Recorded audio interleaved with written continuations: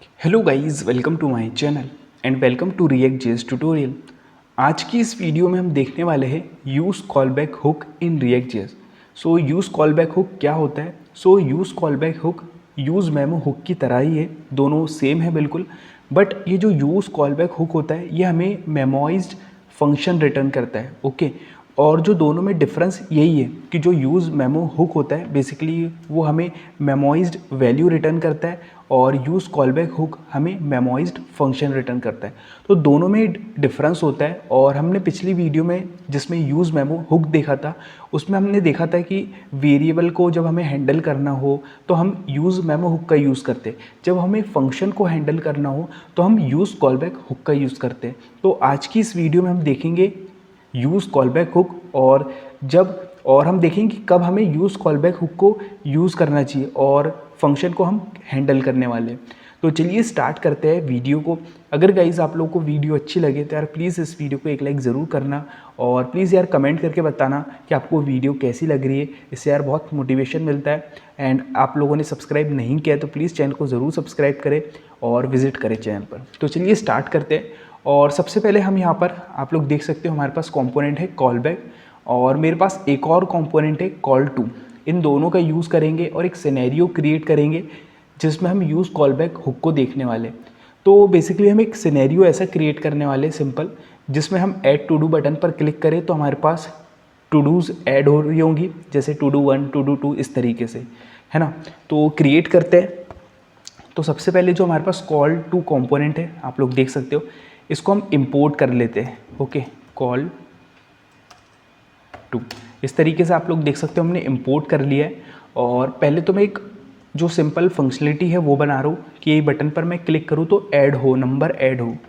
तो बटन जिसमें हम दे देंगे एडिशन इस तरीके से, और इसमें बेसिकली हम ऑन क्लिक इवेंट का यूज़ करेंगे और हम यहाँ पर एक यूज़ स्टेट बना लेंगे, कॉन्स्ट लेट से ऐड और सेट ऐड, सॉरी ए कैपिटल यूज़ स्टेट हुक। देखिए इंपोर्ट हो चुका है और इसके अंदर हम इनिशियल वैल्यू 0 रख रहे हैं। और देखिए मैं इस ऑन क्लिक इवेंट के अंदर ही इसको ऐड करने वाला हूँ। तो आप देखिए इस तरीके से आपको कॉलबैक फंक्शन देना है सिंपल, और सेट ऐड इस तरीके से लिखना है। सेट ऐड में हम क्या करना चाहते हैं, ऐड +1, मतलब जब हम क्लिक करें तो जो भी ऐड हो, अभी ऐड की वैल्यू 0 है उसके अंदर +1 कर दो, अगर 2 है तो 2 + 1 कर दो, इस तरीके से इंक्रीमेंट होगा।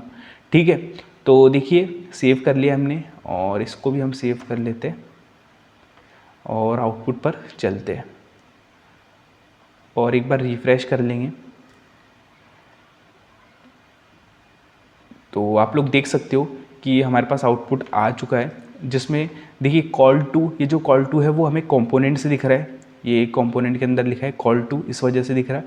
और ये मेरे पास एडिशन बटन है और मैंने एडिशन बटन तो बना लिया, फंक्शनलिटी तो बना ली, बट हम उसको कहीं शो नहीं कर रहे तो हमें शो करना पड़ेगा, जिसमें इस तरीके से ऐड लिखना पड़ेगा तो हमें शो होगा क्लिक करने पर। देखिए जैसे मैं क्लिक करूँगा, रिफ्रेश कर लेते एक बार, देखिए आ गया 0, क्लिक कर रहा हूँ 1 हो रहा है, 2 हो रहा है, 3 हो रहा है। तो ये जो हमने सिंपल एक फंक्शनलिटी ये क्रिएट कर ली है। ठीक है, ये हमारा फर्स्ट काम था।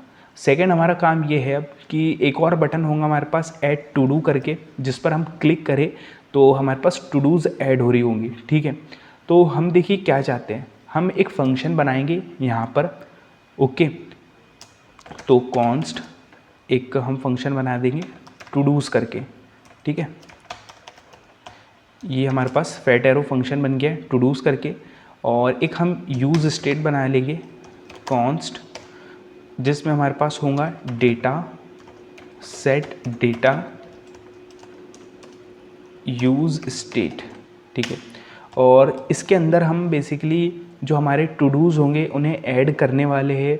तो हम यहाँ पर जो यूज़ स्टेट है उसके अंदर इनिशियल वैल्यू एरे दे देंगे, एम्प्टी एरे, मतलब एक खाली हमारे पास एरे है जिसके अंदर अभी कुछ नहीं है। ठीक है, हम क्या चाहते हैं कि जैसे ही मैं क्लिक करूँ तो ये फंक्शन चले, और ये फंक्शन चले तो क्या हो, ये फंक्शन चले तो क्या हो कि जो सेट डेटा है, सेट डेटा के अंदर हम एक कॉलबैक फंक्शन दे देंगे और उसके अंदर प्री एक पैरामीटर दे देंगे, इस तरीके से फैट एरो फंक्शन दे देंगे, और हम यहाँ पर एरे का यूज़ कर रहे हैं। देन देखिए मैं 3 डॉट यूज़ कर रहा हूँ। 3 डॉट मतलब स्प्रेड ऑपरेटर। अब देखिए ये क्या करेगा, और देखिए मैं आपको 2 मिनट बताता हूँ। और इसके अंदर हम लिख रहे हैं न्यू टू डू, इस तरीके से। तो देखिए जैसे ये फंक्शन कॉल होगा तो क्या होगा कि जो मेरे पास सेट डेटा, ये जो हमारे पास अपडेटेड स्टेट है, इसके अंदर हमने एक फैट एरो फंक्शन दिया है बेसिकली, उसके अंदर एक प्री पैरामीटर दिया है, और हम क्या कर रहे हैं उसको स्प्रेड ऑपरेटर का यूज़ कर रहे हैं। मतलब जो भी उसके अंदर वैल्यू होंगी, जो भी डेटा होगा उसको स्टोर करके रखो। हम बोल रहे हैं कि पहले उसको स्टोर कर दो। तो ये जो स्प्रेड ऑपरेटर होता है, इसकी हेल्प से हम क्या कर सकते हैं कि जो भी हमारा डेटा है उसको हम, जो हमारा प्रीवियस डेटा है उसको हम स्टोर कर रहे हैं, और हम क्या बोल रहे हैं कि जो न्यू टू डू, ये जो टेक्स्ट है, ये चीज़ को ऐड कर दो।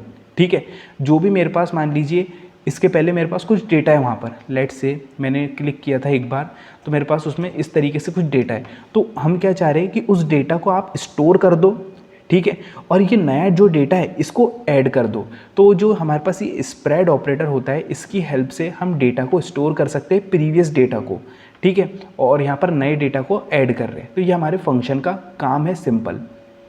ठीक है, तो क्या होगा कि जो भी मैं टू डू ऐड करूँगा ना, तो वो टू डू स्टोर भी होते जाएगी, और जो नई टू डू मैंने क्लिक करने पर जनरेट की है वो भी ऐड होते जाएगी। और देखिए जो हमारे पास कंपोनेंट है, इस कंपोनेंट के अंदर हम प्रॉप्स की तरह इस फंक्शन को पास करेंगे। तो मैं प्रॉप का नेम दे देता हूँ टू डू, और इसके अंदर हम पास कर देते हैं टू डूज फंक्शन। तो बेसिकली हमने प्रॉप्स की हेल्प से ये फंक्शन को हम पास कर रहे हैं, आप लोग देख सकते हो। और मेरे पास ये जो डेटा है आप लोग देख सकते हो, डेटा नाम से ही हम प्रॉप्स पास कर देते हैं इस तरीके से। ये डेटा आप लोग देख सकते हो कि हमारे पास जो करंट स्टेट है, मतलब अभी इसकी करंट स्टेट देखा है तो ये एम्प्टी एरे है, मतलब ये खाली एरे है। तो ये हमने प्रॉप्स की मदद से इसे भी पास कर दिया करंट स्टेट को, और ये जो फंक्शन है इसको हमने फंक्शन को भी पास कर दिया इस टू डू की हेल्प से, टू डू प्रॉप्स की हेल्प से। ठीक है, इसको सेव कर लेते हैं, सिंपल। और आप लोग देखोगे कि हम यहाँ पर प्रॉप्स को इस तरीके से एक्सेस कर सकते हैं। आपको करली ब्रेसेस दे देना है, और जो भी आपने प्रॉप्स का नाम दिया होगा, लेट से टू डू, ये हमारे प्रॉप्स का नाम था, और डेटा। ठीक है, मैं इसको कंसोल करके आप लोगों को बताता हूँ कि हमें क्या मिल रहा होगा। तो देखिए टू डू के अंदर तो हमें सिंपल अभी पूरा फंक्शन मिल रहा है, हम फंक्शन को कॉल कर रहे हैं। ठीक है, पहले मैं आपको टू डू बता देता हूँ, रिफ्रेश कर लेंगे।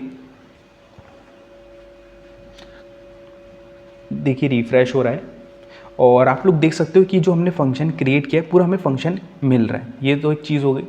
देन सेकंड, ये जो डेटा है, अभी ये जो डेटा है इसमें करंट स्टेट जो है हम वो मिल रही होंगे अभी हमें।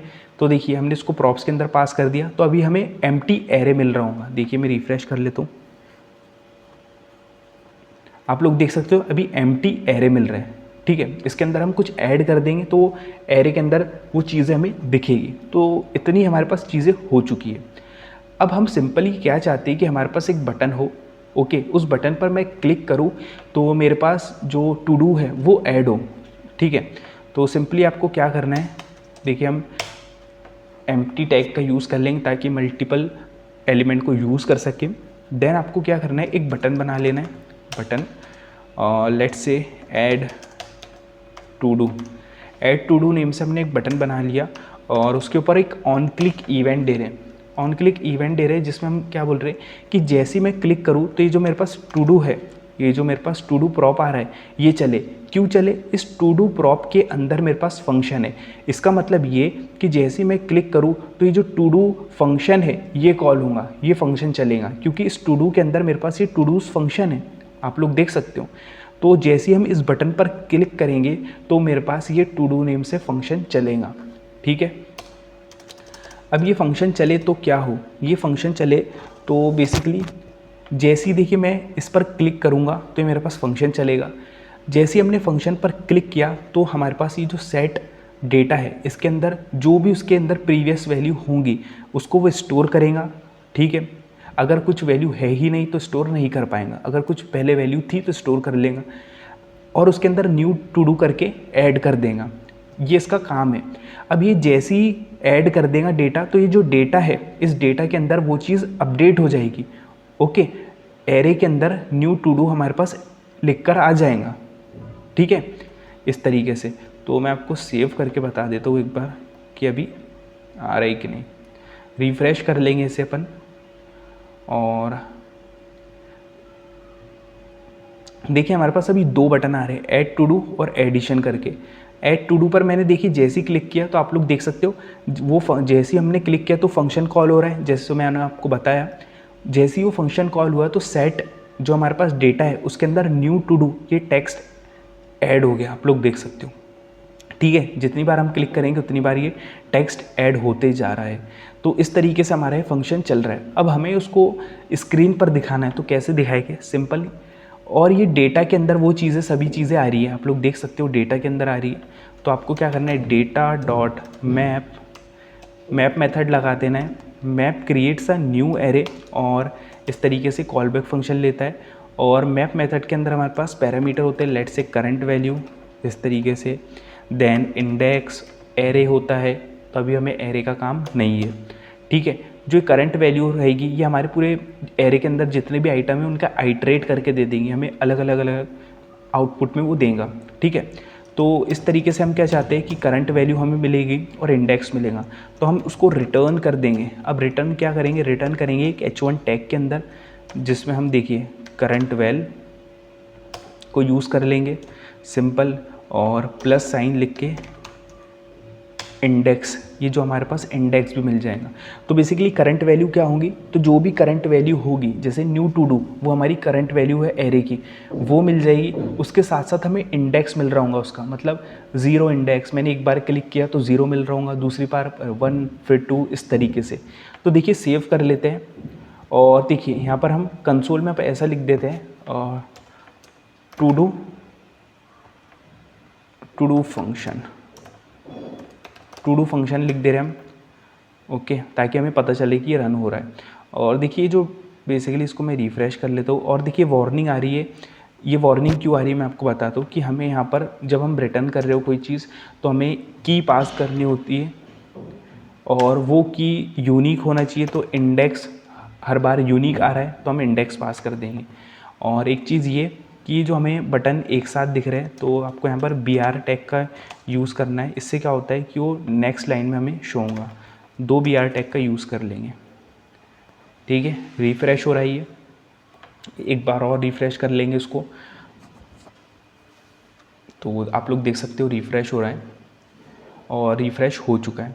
और जैसे ही हमारा कंपोनेंट रेंडर हो रहा है तो हमें टू डू फंक्शन कंसोल में दिख रहा है। वो टू डू फंक्शन क्यों दिख रहा है कंसोल में, जैसे ही हमारा ये फंक्शन रेंडर हुआ तो ये जो हमारा कंपोनेंट है ये चला, ये कंपोनेंट चला, तो इसके अंदर की जो चीज़ें हैं console.log ये चल गया, इसलिए हमें टू डू फंक्शन दिख रहा है, ठीक है। अब मैं देखिए ऐड टू डू पर मैं क्लिक कर रहा हूँ, जो हमारे पास ऐड टू डू है ना, इस पर मैं क्लिक कर रहा हूँ, तो आप लोग देख सकते हो कि मेरे पास न्यू टू डू लिखा आ रहा है, ठीक है, और उसके साथ साथ इंडेक्स भी लिखा आ रहा है। ये हमने समझ गया कैसे आ रहा है, ठीक है। और आप लोग देख सकते हो कंसोल में भी लिखा आ रहा है टू डू फंक्शन। जैसे मैं क्लिक कर रहा हूँ अब न्यू टू डू 1 आ रहा है, और फिर से मेरे पास टू डू फंक्शन लिखा आ रहा है कंसोल में, फिर से आ रहा है मेरे पास टू डू फंक्शन कंसोल में। तो बेसिकली ये क्यों आ रहा है, ये इसलिए आ रहा है बेसिकली कि जैसे हम इस टू डू बटन पर क्लिक कर रहे हैं टू डू पर, तो ये हमारे पास टू डू जो फंक्शन है ये चल रहा है। अब ये टू डू फंक्शन चला, और इस टू डू फंक्शन ने क्या किया, जो सेट डेटा है इस सेट डेटा को अपडेट किया, ठीक है। इस सेट डेटा को अपडेट इसने किया, तो जैसे ही इसने सेट डेटा को अपडेट किया तो ये जो हमारे पास करंट स्टेट है ये भी अपडेट हो गई, इसके अंदर भी नया डेटा ऐड हो चुका है, ठीक है। और ये हम प्रॉप्स की हेल्प से पास कर रहे हैं, ठीक है। अब जैसे हमने इसको प्रॉप्स की हेल्प से यहाँ पर पास कर रहे, तो ये हम कंपोनेंट के अंदर पास कर रहे प्रॉप्स की हेल्प से, तो ये हमारा कोड चल रहा है जिसकी हेल्प से, बेसिकली जिसकी वजह से हमें टू डू फंक्शन लिखा रहे हैं। क्यों, कि हम क्लिक कर रहे हैं फंक्शन पर, ये अपडेट हो रहा है और ये फिर से पास हो रहा है कंपोनेंट के अंदर, तो हमें कंसोल में लिखा रहा है टू डू फंक्शन, ठीक है। इसलिए हमें टू डू फंक्शन मिल रहा है, आप लोग समझ गए होंगे।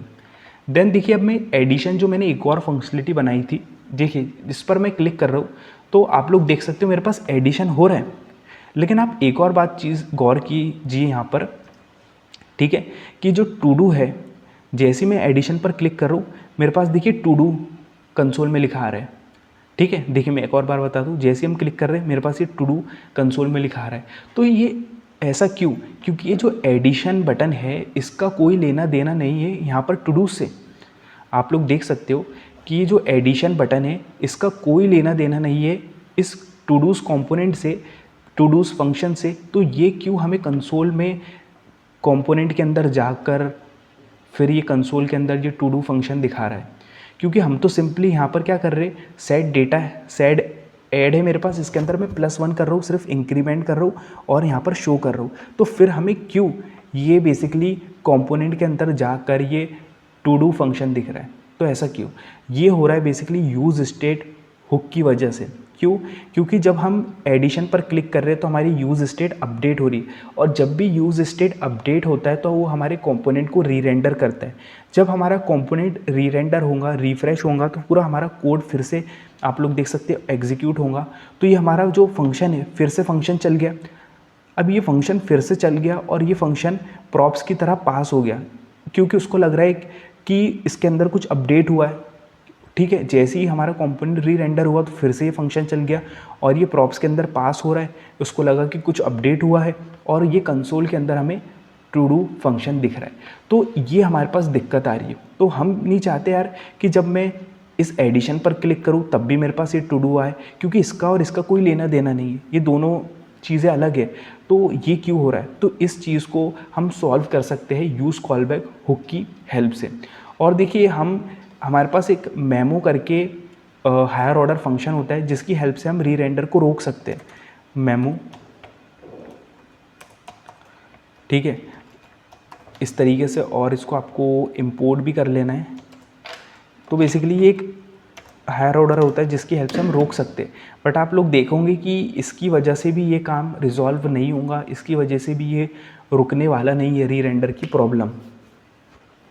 तो देखिए मैं ऐड टू डू पर क्लिक कर रहा हूँ, देखिए ऐड टू डू फंक्शन मेरे पास आ रहा है। एडिशन पर मैं क्लिक कर रहा हूँ तब भी आ रहा है। तो जो प्रॉब्लम है ये नहीं रुक रही है इसकी वजह से। ठीक है, तो हम यहाँ पर यूज़ करने वाले हैं यूज़ कॉलबैक हुक का। अब यूज़ कॉलबैक हुक का कैसे यूज़ करना है, बहुत ही सिंपल है। यूज़ कॉलबैक आपको लिखना है, जैसे हमने इंटर किया इंपोर्ट हो चुका है।